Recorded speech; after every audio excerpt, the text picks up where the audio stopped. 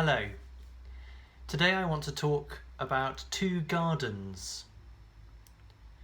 I've always been fascinated about the idea of symmetry and balance.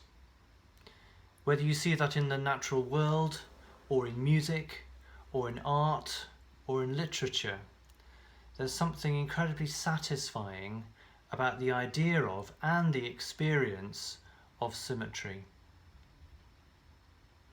I was therefore immediately struck by Nicky Gumbel, the author of Bible in 1 Year commentary, when he observed about the connection and the comparison between the Garden of Eden and the Garden of Gethsemane. Two gardens situated at the beginning and the end of the story of salvation in the Bible. But there is a distinct point of contrast between the actions of the protagonists in these two gardens. So firstly, in the Garden of Eden, we see what is now called the fall taking place, when Adam and Eve made a choice. In essence, they said, "Not your way, but mine." And this is the crux of the problem of humanity's broken relationship with God. Adam and Eve chose to reject God's way and instead went their own way.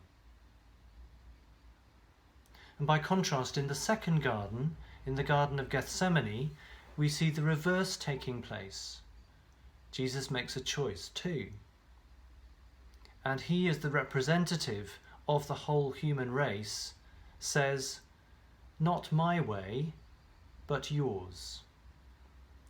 And by so doing, he mended the original rift in humanity's relationship with God, even though he knew that it would lead to suffering and death for himself.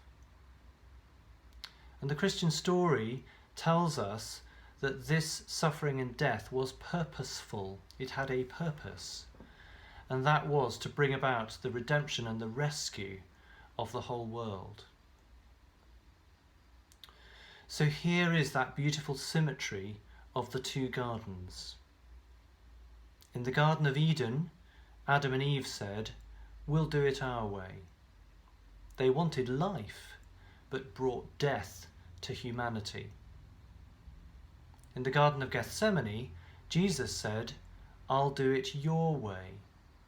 He accepted death and through that brought life to humanity.